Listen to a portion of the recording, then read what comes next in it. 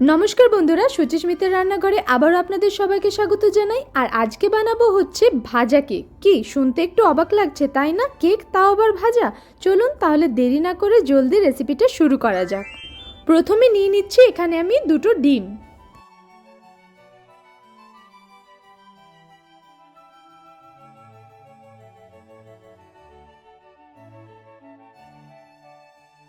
এবার এই ডিমের মধ্যে দিয়ে দিচ্ছি হাফ কাপ গুঁড়ো চিনি।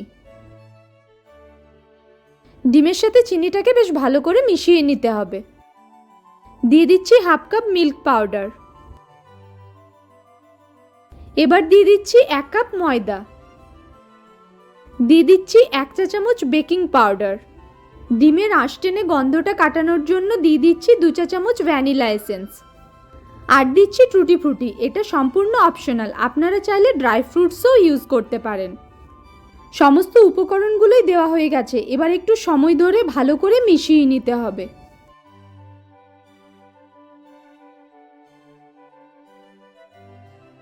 বেশ অনেকক্ষণ ধরেই ভালো করে মিশিয়ে নিয়েছি। এবার এই মিশ্রণটাকে 5 মিনিটের জন্য ঢাকা দিয়ে রেখে দিতে হবে।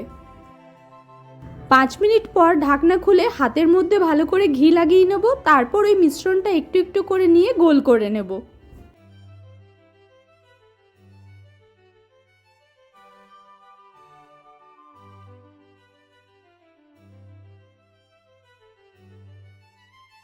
এবার লো টু মিডিয়াম ফ্লেমে কেকগুলোকে ভালো করে ভেজে নেব।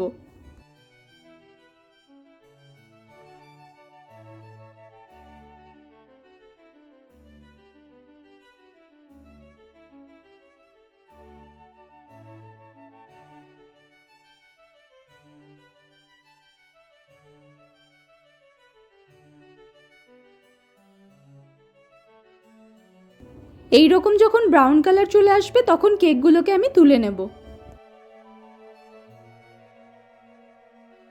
সেম প্রসেসে সব কেকগুলোই আমি ভেজে নেব।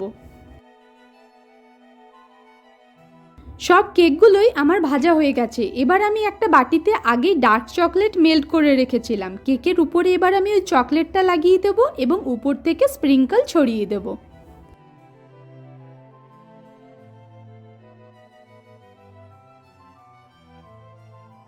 তৈরি হয়ে গেছে আমাদের ফ্রাই কেক বা ভাজা কেক। বাড়িতে একবার বানিয়ে দেখুন, খুব অল্প সময়ের মধ্যেই তৈরি হয়ে যাবে আর খেতেও কিন্তু খারাপ লাগে না।